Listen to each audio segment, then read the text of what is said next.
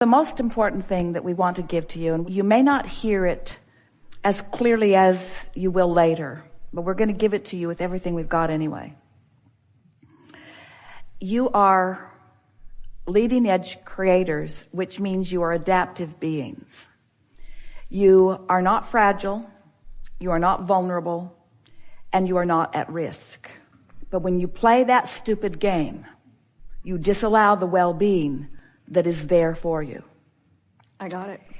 It's like all that is non-physical and all that is good is all queued up and flowing to you. And you've got yourself all walled off as you use facts and truths as your reason to disallow the very solutions that you're looking for. You can't have it both ways. You cannot keep problems active within you and be part of the solution. You just can't do it. And the way you feel in the moment, that's your guidance saying, this isn't getting you where you want to be. This isn't getting you where you want to be. Want to take a different tack? Want to take a different tack? Want to take a different tack? Want to be a thriver? Want to be one who excels? Want to feel invincible? You see?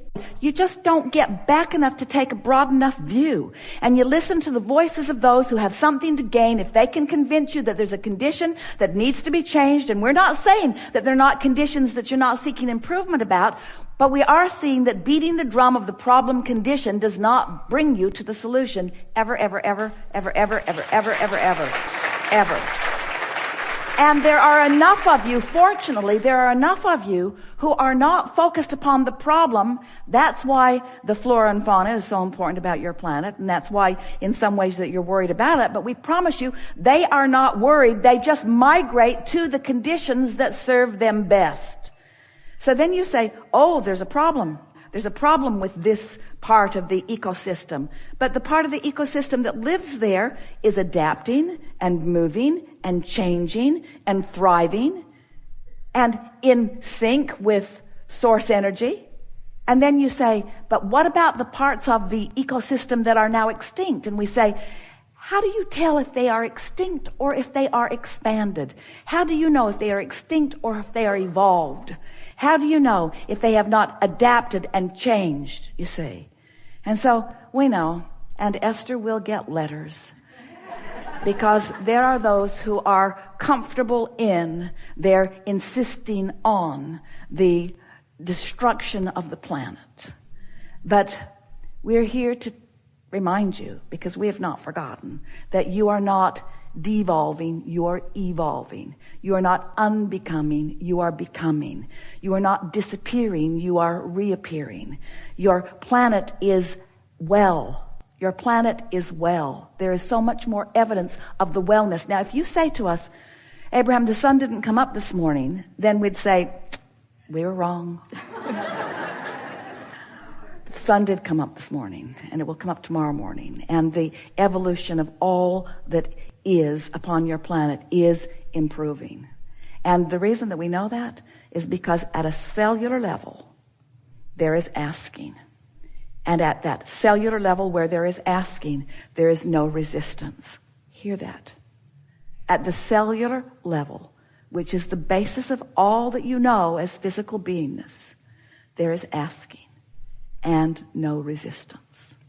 So why are you, as humans, getting on these bandwagons where you're looking at conditions and trumping them up and putting dramatic music behind them, and then using that condition that has been exaggerated and trumped up and is way out of perspective with everything else as your reason to not allow your cells that are asking and non-resistance to be the recipient of that well-being, you see?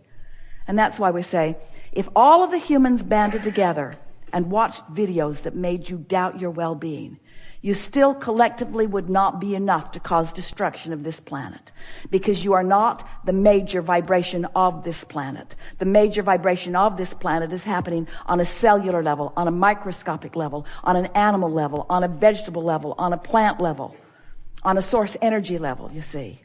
No matter how bad you decide you're going to feel today, you cannot mess it up for the rest of us.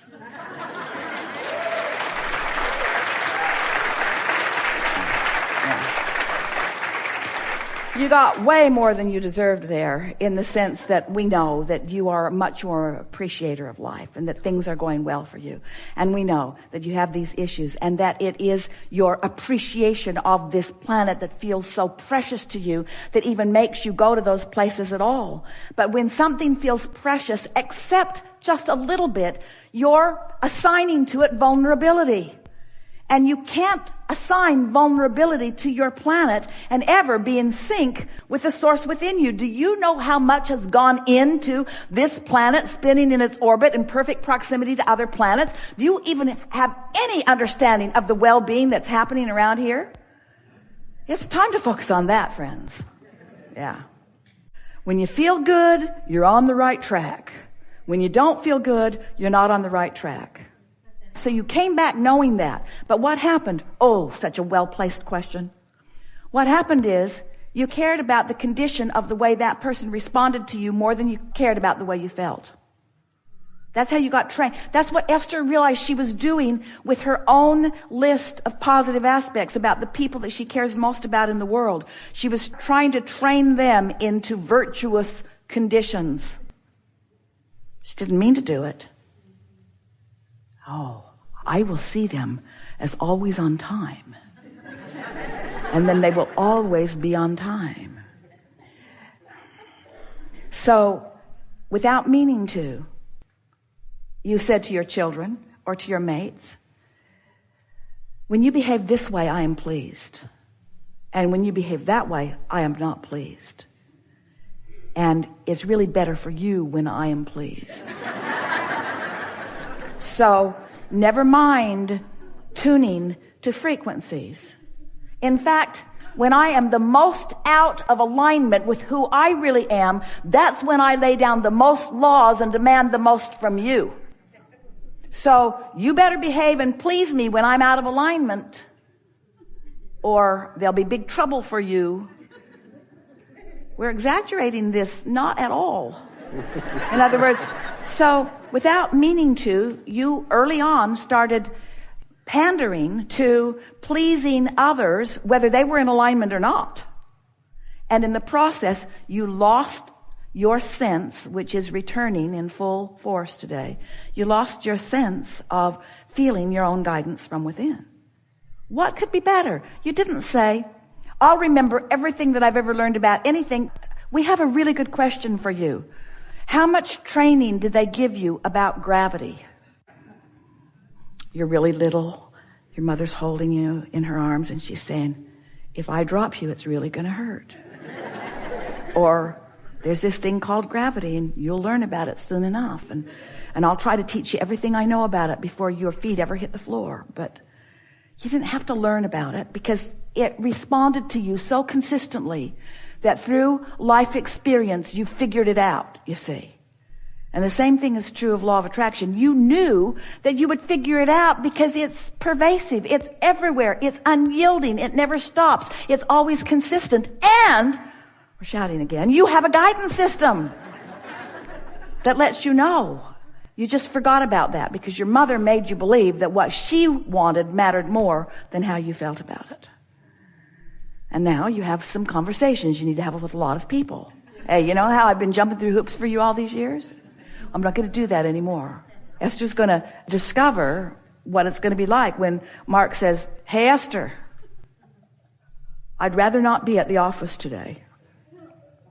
Makes me happy to not be there. So I'm not going to go in. How do you feel about that? And if Esther has heard anything here today, she will say, how I feel about what you do is irrelevant. Even if it has to do with my business. He's got a really big grin on his face. This might not go well for him. And you see, what worries all of you is that you really don't trust people to behave in ways that will be beneficial to you. And it might be a little rocky in the beginning, but we promise you this is the only answer to everything that you're seeking, you see. You just can't legislate enough things. You can't demand that people are treated one way or another. It's an inside job. They have to create a vibrational atmosphere that causes law of attraction to respond to them. And law of attraction is responding to them. They just have to figure out how to do it consciously, you see. You hearing this? Are you getting it? Are you believing it? Aren't you eager to just watch what happens next? Always. So, if you feel uneasy when people disapprove of you, do you know why that is? Because something's really wrong with their disapproval. They don't get to choose who you are. You're really a good person, and their disapproval is what's misplaced. You're not out of whack. They are. You can turn it around right now. You can start telling people. You see? But your question is, no, Abraham, no. I want to know why I wasn't born remembering. And we say, you weren't born with conscious thought. You weren't born with vocabulary. You were born with vibrational knowing, you see, that we are leading you back to. And yes, you learned language and you learned behavior and you learned to be socialized by those who needed to control you because they didn't know how to be happy unless they controlled you. But by now, haven't you figured it out? How's it working out? How is it working out? What control do you have over each other? Do you have any real control? Do you listen to your politicians? They stand in complete defiance of each other with what seems to be the singular goal of just not going along with what you want, even if it's a good idea. Even if it's a good idea, I cannot go along with what you want. All the time feeling awful inside. So the bigger question is, how did I, in my human form, get so detached from my emotions that I'm willing to put up with this emptiness? Why am I willing? Because we know that often you don't feel empty. Often you're enlivened. Often you are tuned in, tapped in, turned on.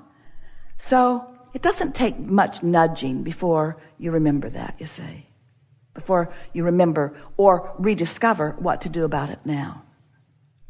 You'll never get us to agree that you came into this physical experience with something missing, because it is, from our perspective, the perfect platform for this eternal beingness that we are all about. You said, I'll go where there's lots of variety, and from it I will find things that are important to me. And we said, and when you find it, we'll flow with it, and you'll know when you're on the track of it and when you're not. You can continue the trajectory of well-being that we are all a part of. Or you can deviate from it. But your deviation will be temporary, because you'll only deviate while you're in this physical body if you choose to deviate at all from this alignment that is really there for you, you see. So we see it as perfection because we knew that nothing could really go wrong. Oh, you could pinch yourself off from it temporarily.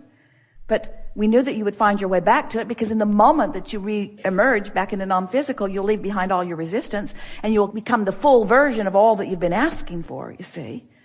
So that would be like saying, Abraham, I'm going to an NBA basketball game. Esther's been going to the Spurs game. She likes it so much. And I just don't think that, I think that hoop should be way lower than it is. Way lower than it is. And I think that it should be bigger. The hoop should be bigger and the ball should be smaller. It should be just so obvious and so easy. And I think everybody should get to play. I think everybody should get to play. And I just think it'd be a whole lot more fun if it was different in this way.